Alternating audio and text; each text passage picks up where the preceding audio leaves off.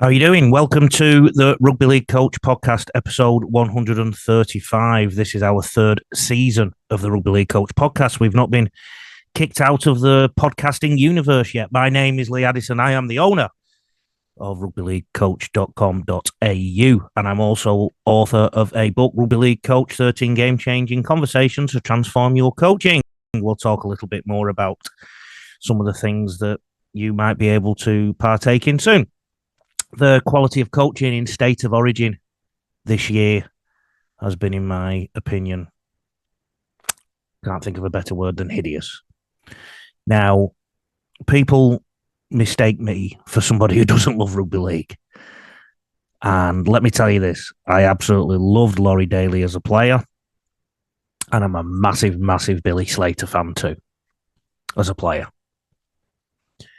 But in my mind, neither of those guys could coach a pig to be dirty at the moment. These are people that are paid an awful lot of money.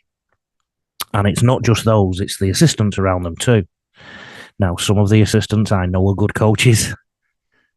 There's others I know are getting paid far much more than they should be.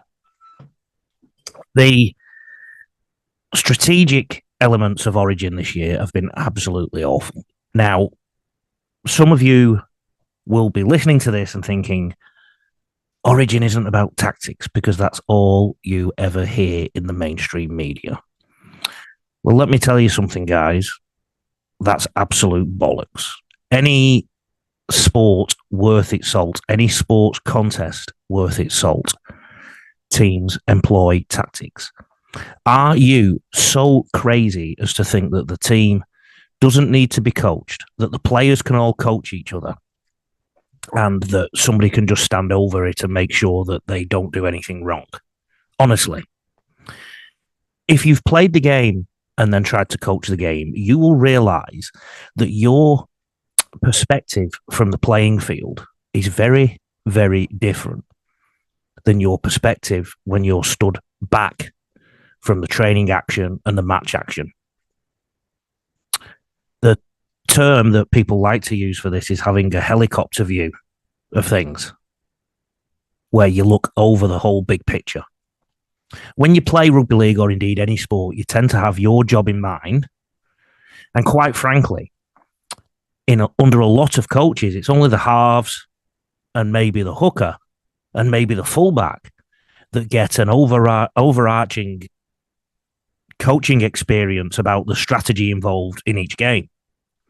So that means your props, your second rowers, your locks sometimes, your centres, your wings.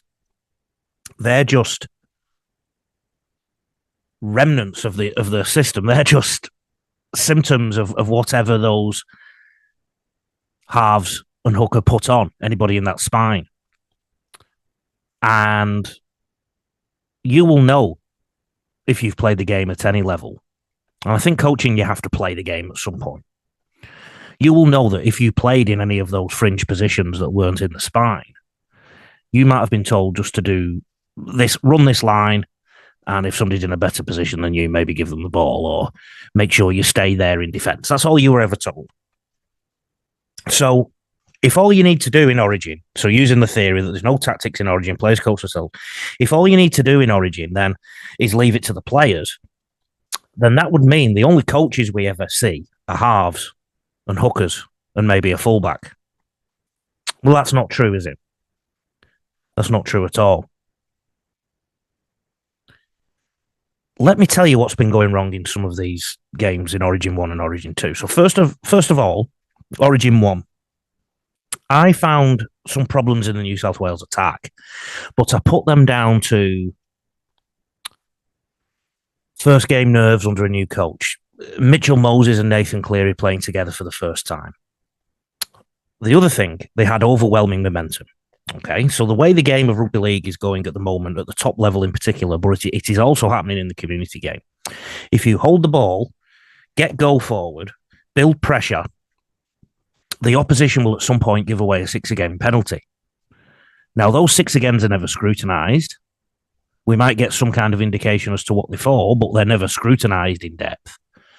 And all this relentless pressure, if you just complete your sets and grind out football sets and kick pressure and apply pressure with your defence, if all you do is that and do it really well and put all your energy into going forward, the opposition will fall off tackles. They will try and reach out to tackle you. They will put their arms in the wrong place. They'll put their feet in the wrong place. They will stand offside, and you'll get penalties and 6 agains, and they'll also try and control the ruck.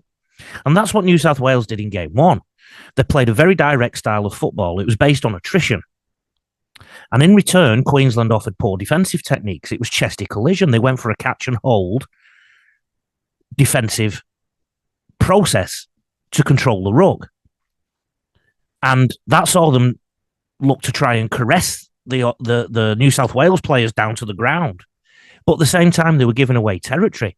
And this, mixed with New South Wales go-forward mindset, caused havoc in the Queensland defence. Jeremiah Nanai and Ruben Cotter in particular both had really poor tackle techniques. Is it a consequence that they both play for the same club? And then, as a result, New South Wales eventually scored some points at the back end of that first half. And you'll notice they scored their next try in the second half at the back end of that half too, which is an absolute perfect example of momentum and pressure building. But if you actually look at when they received the ball in game 1, in what we call in the media red zone positions, but coaches call them good ball positions, New South Wales were awful.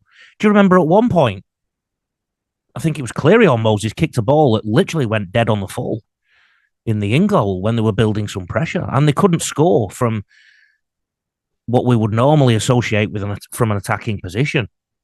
Queensland attacked that day. I've just mentioned their defence, but DCE looked confused.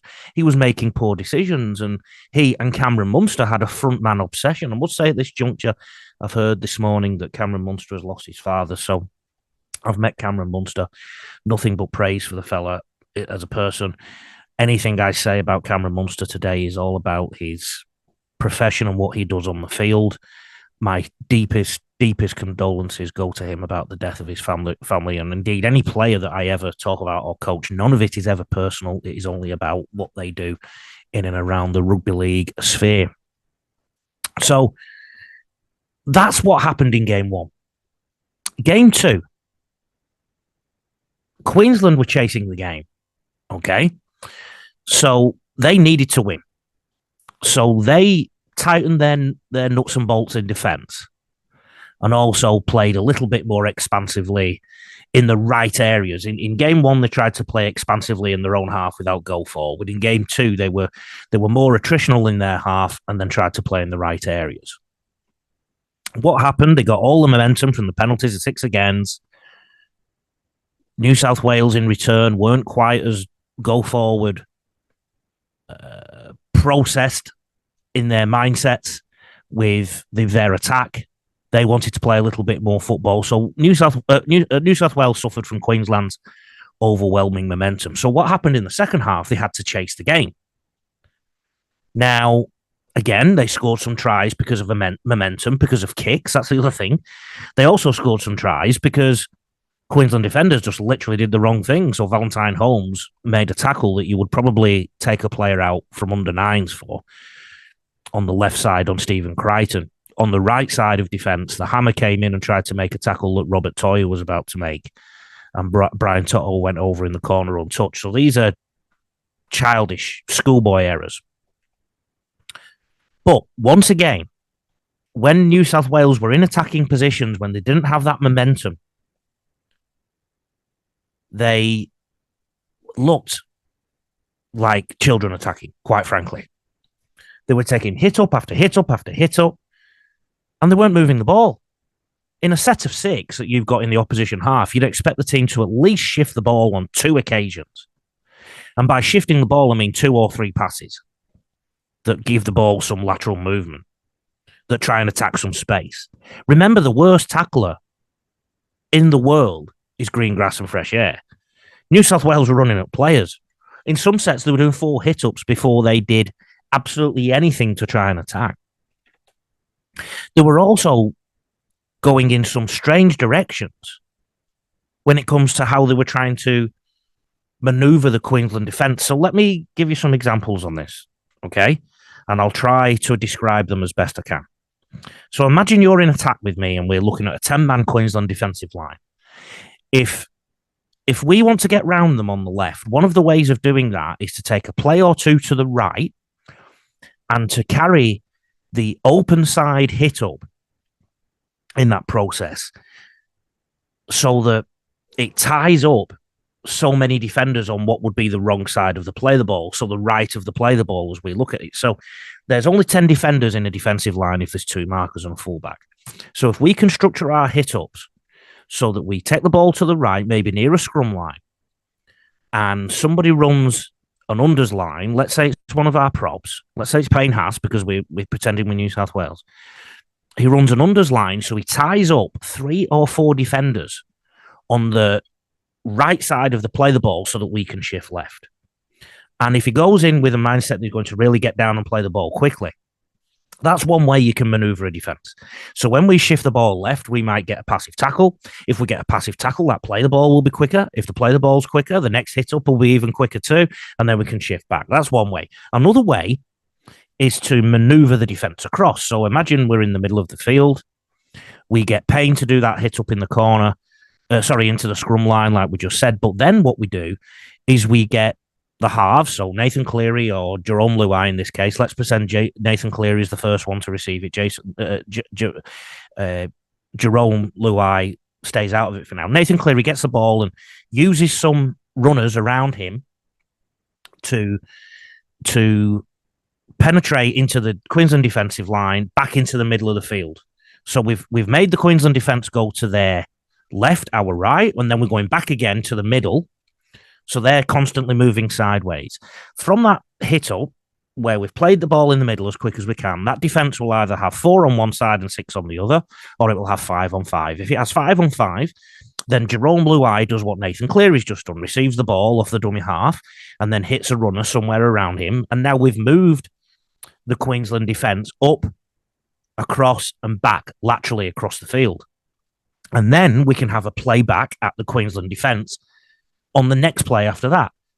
Another thing that happens sometimes is teams go to the middle after that Nathan Cleary play, and then they try and go back to where they've just come from. Because in theory, they've made those defenders make some tackles. Look, they're the kind of things that happen in rugby league all the time. New South Wales weren't doing any of that at all. I did a video on YouTube. Please have a look. Rugby League Coach is the YouTube channel.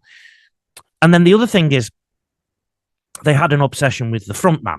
Okay, so if you don't know what the front man is, imagine you're the half. Okay, and imagine you're stood very square towards the defensive line. Okay, a front and back man shape would be, let's say to your right, you have a runner that would come to time their run parallel to you as you give out the ball, or maybe just behind the parallel, because you don't want the ball to be called forward. And then you have a runner out of the back that if you're going to pass to them, you would have to turn even more on maybe a 40, 45 degree angle and pass to the person out the back. That's what a front and back man shape is. New South Wales and Queensland were constantly hitting the front man in Origin 1 and Origin 2. There's an absolute obsession with the front man in the NRL. Now, some coaches prefer to go lots of front man from their halves and then go back man later. Some, like myself, prefer back man and then front man later. I think it's 6 and 1 and half a dozen of the other. I just find that too much players in the NRL use the front man.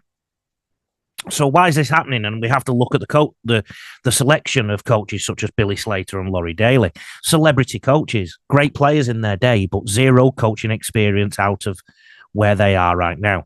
Billy Slater, no coaching whatsoever before he got to Origin. By no coaching, I mean head coaching. Laurie Daly, a few exhibition games here and there. Now, then we're looking at the Australian job. And Brad Fittler was the name mentioned. Now, to be fair to Brad, he did coach the Roosters for a while, but nobody is ever going to remember that time too fondly. Okay? He had an okay record with New South Wales. He was the first choice, apparently, as the Kangaroos coach. He's turned it down. Now Cameron Smith's name is being mentioned. Cameron Smith, again, one of the best players ever to play the game, and I believe an absolutely fantastic bloke, but he's currently coaching under 15s on the Gold Coast, I think. So that is quite a jump to the Kangaroo coaching job. Okay. Now, to prove my point about all this, think about Origin over the last 5-6 years. There's been 2 full-time practicing real coaches that have coached Origin for 1 season. Michael Maguire for New South Wales last year, and Wayne Bennett in 2020 when he coached the so-called worst Queensland team in history. What was the result in both those series, guys? Then some of you will be thinking, well, Mal Meninga got the Australian job and then the Queensland job, and his record wasn't great.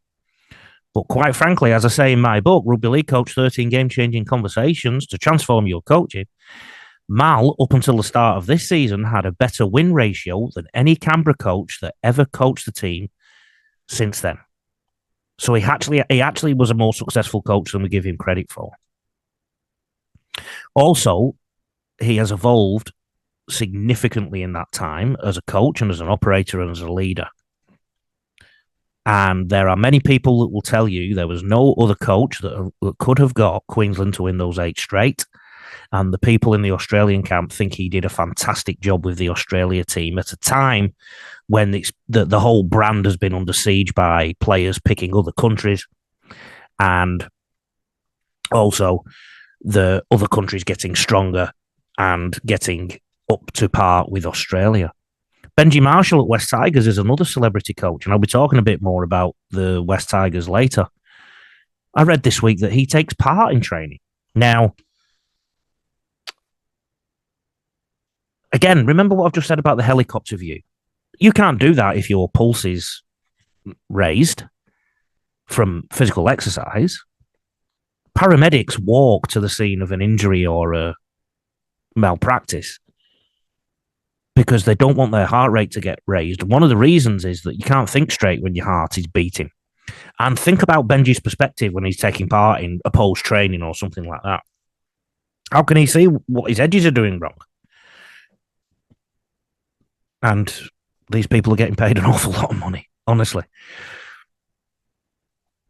Like I hinted at in the Origin assessment, many NRL games at the moment are momentum-based shootouts. So have a think about this. How many times has your team been 16 points down at halftime, 18 points down, 20 points down at halftime, and then in the second half they get within 2 points of winning or win by 2 or 4? That's a shootout. And it's because of the momentum, and it's because of the NRL's obsession with 3.5-second ruck speeds. Now, again, if you have played rugby league, you'll understand this. And please let me say that I am not being... what's the word? I forget the word. I've had a mind blank there. But I'm not being arrogant to those who haven't played. But when you do play, you understand that if you have to get up and down off the ground within 3.5 seconds constantly, it's quite tough in defence. And then you add in the 6-a-game penalties. And this is contributing to a sport where we're now having shootouts. Now, the administration of the game, I assume, really enjoys this because that's what fans like. Fans like to see tries, particularly young ones. But people who know rugby league know that this isn't quite right, and we know that the teams that win the competition have the best structure without that. So New South Wales and Queensland have been really poor at this. Penrith have won the last 4 straight in the NRL, and their good ball attack, their red zone attack, used all 6 plays very well during that time. And that stood them apart from so many teams. Okay, so have a think about this, coaches, moving forward, and indeed anybody who's listening to this podcast, even if you're not a coach. The teams that have the best structure without the momentum are going to be the ones that are in the chance to win any competition where there's a 6-again rule in place.